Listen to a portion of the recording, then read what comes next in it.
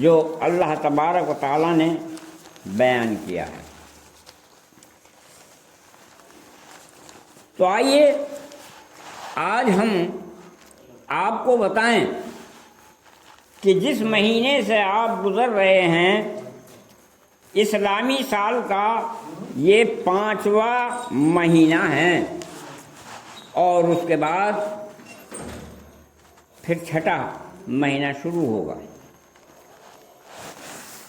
یہ 5ویں مہینے کی آج جمادی الاولیٰ یعنی جمادی الاول کی 16 تاریخ ہے۔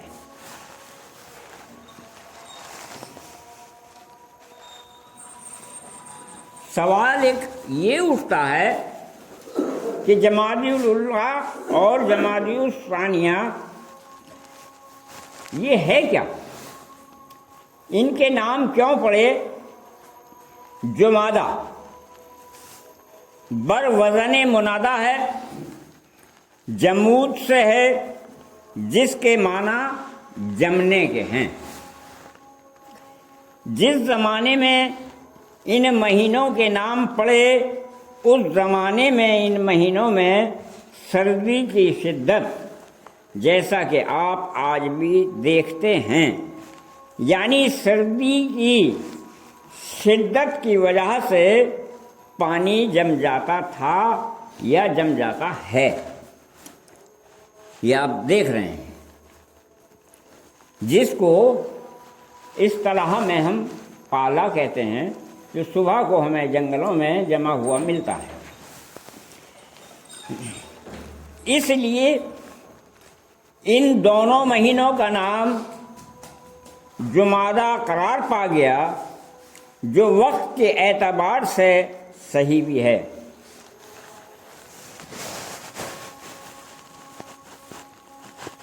اور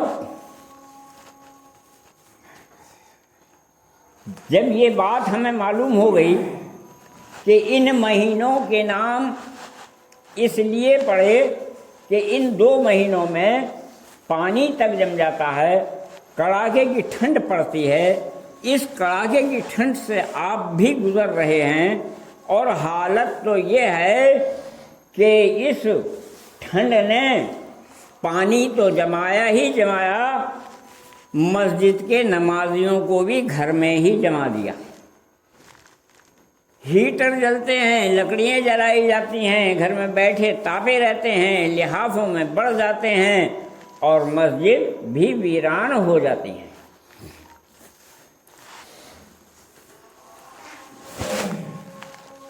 چنانچہ الاولیٰ اور الاخری یا الثانیہ کے ساتھ ایک دوسرے سے ممتاز کر دیا گیا۔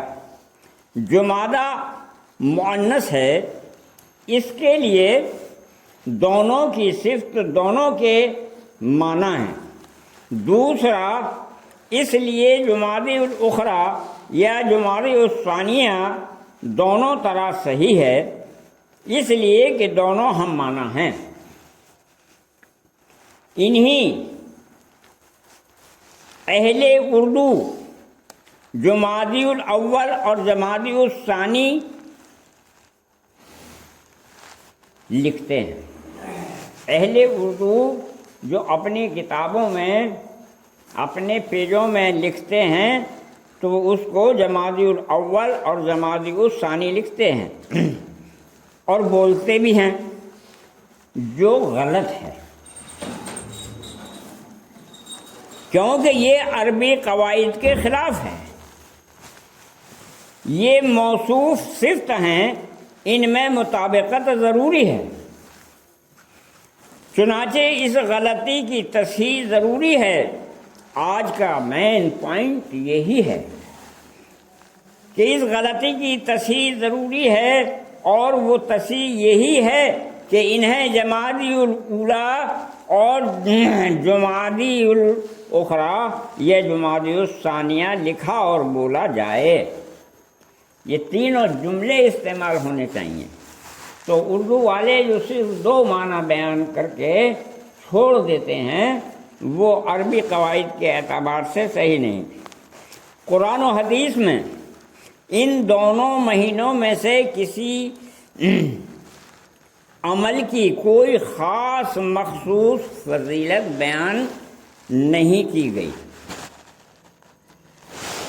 لہذا جو مسنون اعمال دیگر ایام میں کیے جاتے ہیں وہ ان مہینوں میں بھی کیے جائیں گے۔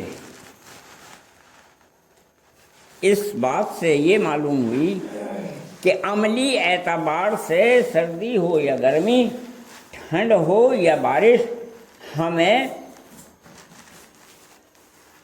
عمل کے اعتبار سے سستی نہیں کرنی چاہیے، بیٹھ نہیں جانا چاہیے۔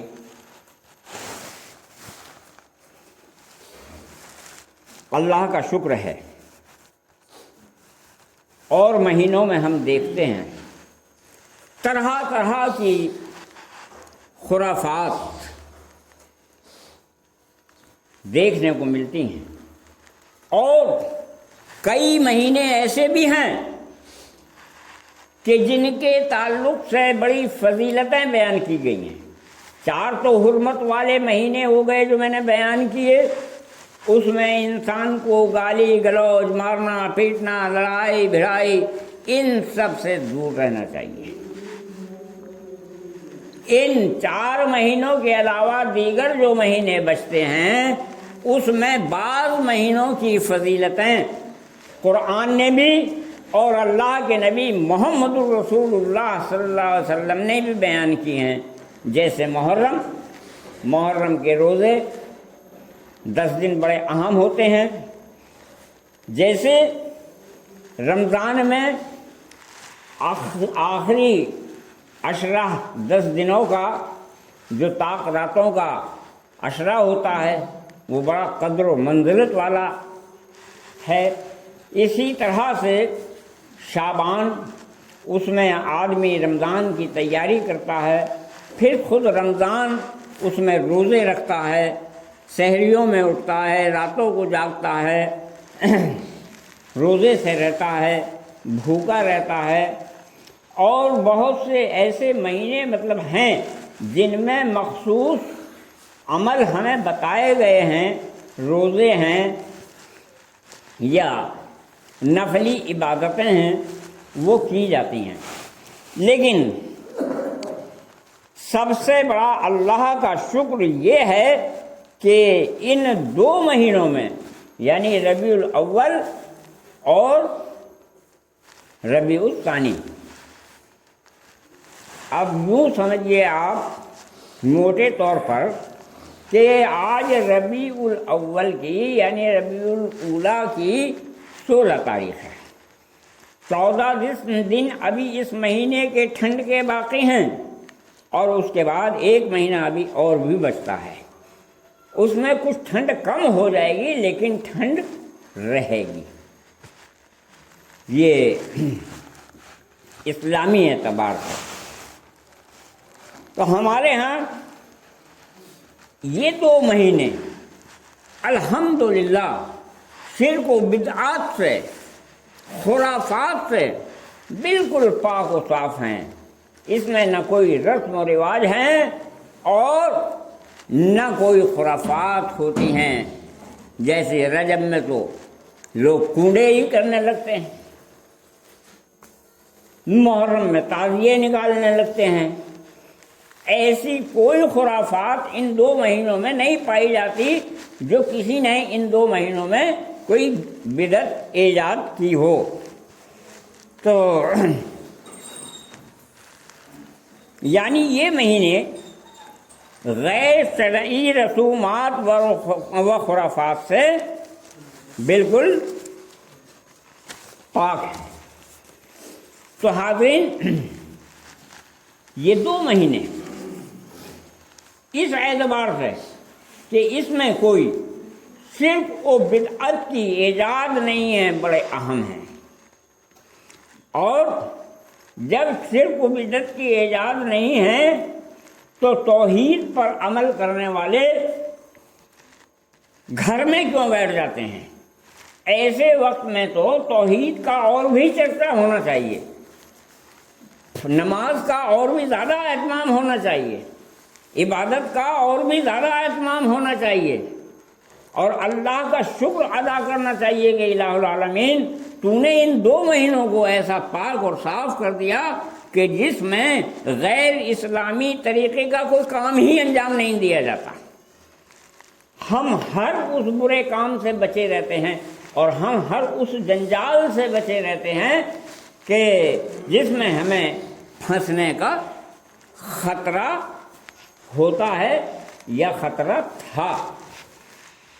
تو الحمدللہ یہ 2 مہینے بڑے اہم اور بہت ہی متبرک ان کو ماننا چاہیے کہ یہ اسلامی کاموں میں غیر شرعی کاموں سے ہر طرح سے مبرہ ہیں، پاک ہیں، صاف ہیں۔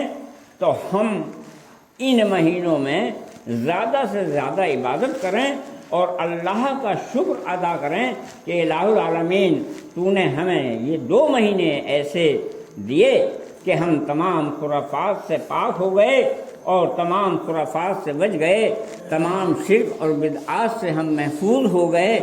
تو اللہ کا شکر ادا کرنا چاہیے، لیکن بجائے اللہ کا شکر ادا کرنے کے اس ٹھنڈ نے ہمیں ایسا جمایا کہ ہم گھروں میں ہی جم گئے اور بستروں پہ ہی پڑ گئے۔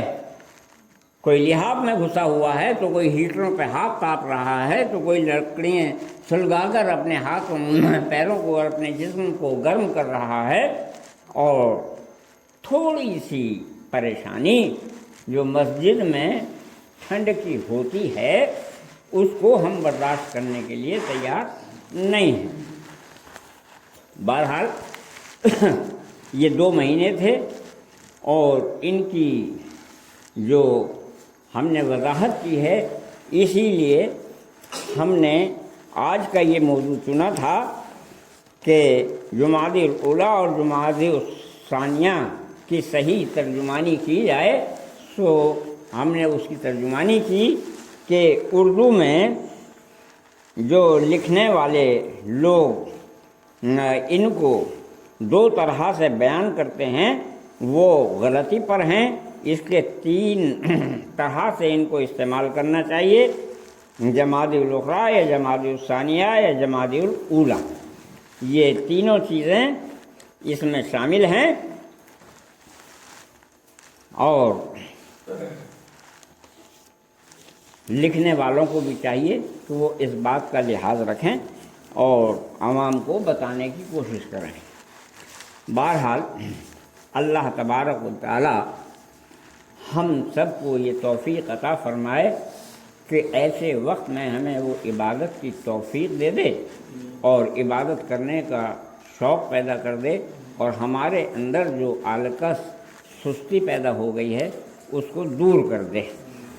بارک اللہ لنا ولکم فی القرآن العظیم ونفعنا وإیاکم بالآیات والذکر الحکیم، انہ تعالی جواد کریم وہو بر رؤوف رحیم۔